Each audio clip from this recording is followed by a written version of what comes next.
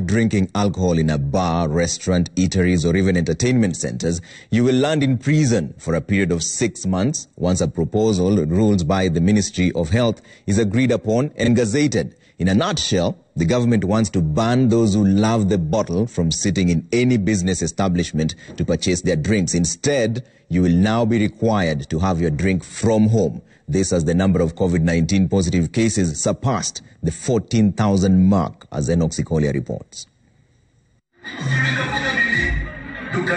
To say that some Kenyans have been flouting directives meant to curtail COVID-19 is an understatement.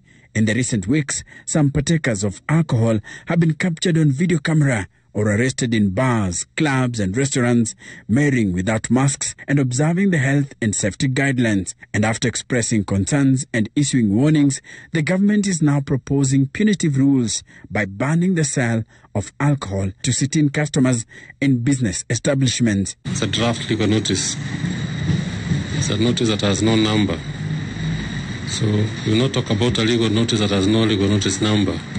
According to the proposed COVID-19 sale of alcoholic drinks rules of 2020, restaurants, eateries, bars, food courts, entertainment joints, supermarkets, wines and spirits shops will only sell takeaway drinks. Kenyans caught on camera marrying in bars and restaurants were doing so during the night, some drinking up to 5 a.m. The government says such actions have provided fodder for the spread of the highly contagious virus. A lot of people do not seem to care and have thrown all caution to the wind. We are aware that some people are not taking this disease seriously, and some do not even believe in the figures given by the government. The Ministry of Health wants such acts to stop. In the proposed law, establishments selling alcoholic drinks will do so between 9 a.m. and 7:30 p.m. and anyone found contravening this rule will have committed an offense. But to ensure that no one buys alcohol in a restaurant and then sits down to have it, the ministry is proposing that consumption of any alcoholic drink in a public place during this COVID-19 period is banned.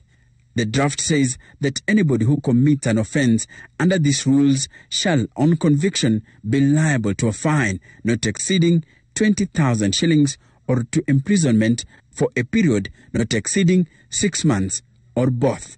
That the sale of bars remain closed and the sale of alcohol is limited to takeaway only.